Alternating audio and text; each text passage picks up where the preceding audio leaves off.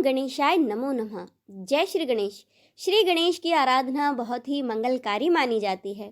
अनेकों श्लोक स्तोत्र जाप द्वारा भगवान गणेश को मनाया जाता है।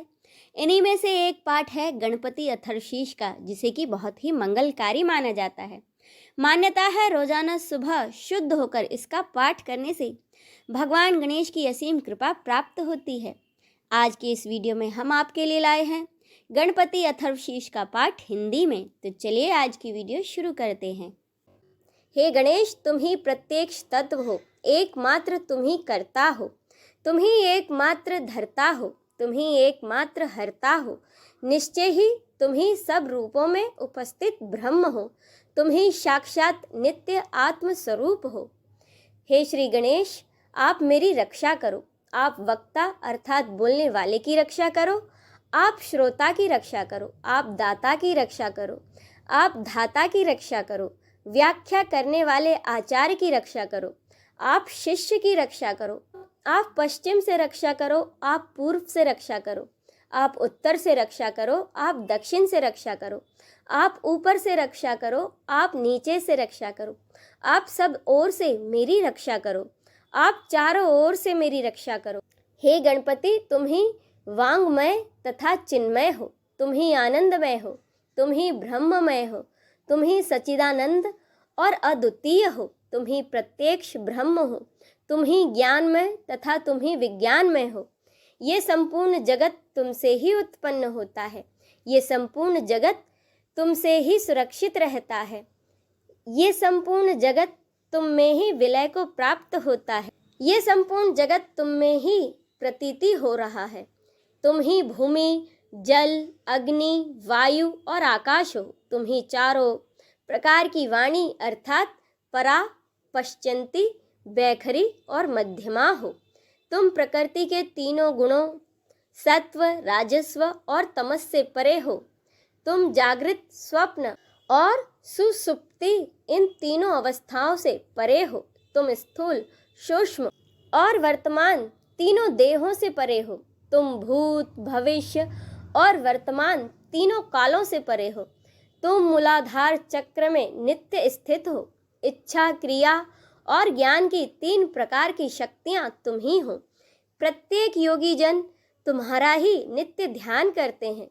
तुम ही ब्रह्मा हो, तुम ही विष्णु हो, तुम ही रुद्र हो, तुम ही इंद्र हो, तुम ही अग्नि हो, तुम ही वायु हो, तुम ही सूर्य हो, तुम ही चंद्रमा हो, तुम ही ब्रह्म हो। भुवः भूर्वः स्वः ये तीनों लोक तथा ओमकार वाच्य पर ब्रह्म ही तुम ही हो।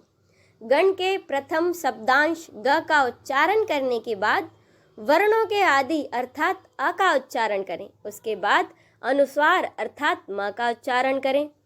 इसके बाद इसे अर्धचंद्र से सुशोभित करें। इस प्रकार गम ओमकार से अवरुद्ध होने पर भी तुम्हारे बीज मंत्र का स्वरूप ओम गण बनता है। गकार प्रथम रूप है, अकार मध्य रूप है और अनुसार अनीम रूप है। बिंदु उत्तर अर्थात ऊपरी रूप है। नाद संसाधन होता है। ये सभी आपस में मिलकर ओम गण ये रूप बनाते हैं। इसे गणेश विद्या कहते हैं। गणक इसके ऋषि हैं। निच्रद गायत्री छंद है। गणपति देवता है। वह महामंत्र ओम गण गणपते नमः है। हम एक दंत को जानते हैं, वक्रतुंड का ध्यान करते हैं। वह दंती अर्थात गजानन हमें जागृति प्रदान करें। ये मंत्र गणेश गायत्री कहलाता है। भगवान एक दंत अर्थात श्री गणेश 4 भुजाओं वाले हैं और वे अपने चारों हाथों में पाश, अंकुश, अभय और वरदान की मुद्रा धारण किए हुए हैं। उनकी ध्वजा पर मूषक का चिन्ह है। वे रक्त वर्ण तथा लंबोदर हैं। उनके कान सूप के समान बड़े बड़े हैं। वे रक्त के समान वस्त्र धारण करने वाले, शरीर पर रक्त चंदन का लेप किए हुए, रक्त पुष्पों से पूजे जाने वाले हैं। वे भक्तों पर अनुकंपा करने वाले हैं, जगत का कारण तथा अच्युत है।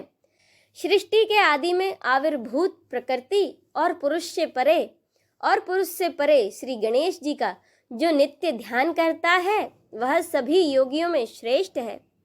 व्रातपति को मेरा नमस्कार है, गणपति को नमस्कार है, प्रथम पति अर्थात शिवजी के गणों के अधिनायक को नमस्कार है, लंबोदर एक दंत शिवजी के पुत्र तथा श्री वरद मूर्ति को नमस्कार है। यह अथर्वशीष है, जो भी इसका पूरी श्रद्धा से पाठ करता है वह ब्रह्म को प्राप्त करने का अधिकारी हो जाता है। उसके सब प्रकार के विघ्न बाधाएं समाप्त हो जाते हैं। वह सब जगह सुख को प्राप्त करता है तथा वह पांचों प्रकार के महान पातकों तथा उपपातकों से मुक्त हो जाता है। जो इसका शाम के समय पाठ करता है उसके पूरे दिन के पापों का नाश हो जाता है। प्रातःकाल पाठ करने से रात्रि के सभी पापों का नाश हो जाता है। जो प्रातः शाम दोनों समय इसका पाठ करता है वह निष्पाप हो जाता है। वह सभी जगह विघ्नों का नाश कर धर्म, अर्थ, काम और मोक्ष को प्राप्त करता है। यह अथर्वशीष उनको नहीं देना चाहिए जो शिष्य ना हो। जो मोहवश अपात्र को उपदेश देता है वह महापापी हो जाता है। इस अथर्वशीष का सहस्त्र बार पाठ करने से उपासक की जो भी कामना होती है वह उसको सिद्ध कर लेता है। जो भी अथर्वशीष का पाठ करते हुए गणेश जी को स्नान कराता है वह वक्ता बन जाता है। जो चतुर्थी तिथि पर व्रत करते हुए इसका जाप करता है वह विद्वान हो जाता है। यह अथर्ववन ऋषि का वाक्य है। इसका पाठ करने वाले को कभी भय नहीं होता। जो दुर्वा के द्वारा भगवान गणेश का यज्ञ पूजन करता है वह कुबेर के समान हो जाता है। जो धानी और लाई के द्वारा यज्ञ पूजन करता है वह यशस्वी तथा मेधावी हो जाता है। जो सहस्त्र मोदकों द्वारा यज्ञ और पूजन करता है वह मनोवांछित फलों को प्राप्त करता है। जो देसी गाय के घी युक्त समिधा से यज्ञ और पूजन करता है वह सब कुछ प्राप्त कर लेता है। यज्ञ करने के बाद 8 ब्राह्मणों को सम्यक रीति से भोजन कराने पर व्यक्ति सूर्य के समान तेज प्राप्त कर लेता है। सूर्य ग्रहण में, महानदी में या श्री गणेश की प्रतिमा के पास इस अथर्वशीष को जपने से इसकी सिद्धि हो जाती है तथा वह महाविघ्न, महादोषों तथा महापापों से भी मुक्त हो जाता है। जो इस प्रकार ये जानता है वह सर्वज्ञ हो जाता है। ओम शांति शांति शांति ही। इसी के साथ यह अथर्ववेदीय गणपति उपनिषद संपूर्ण होता है। बोलिए भगवान गणेश की जय, माता पार्वती की जय, नमः पार्वते पते, हर हर महादेव की जय।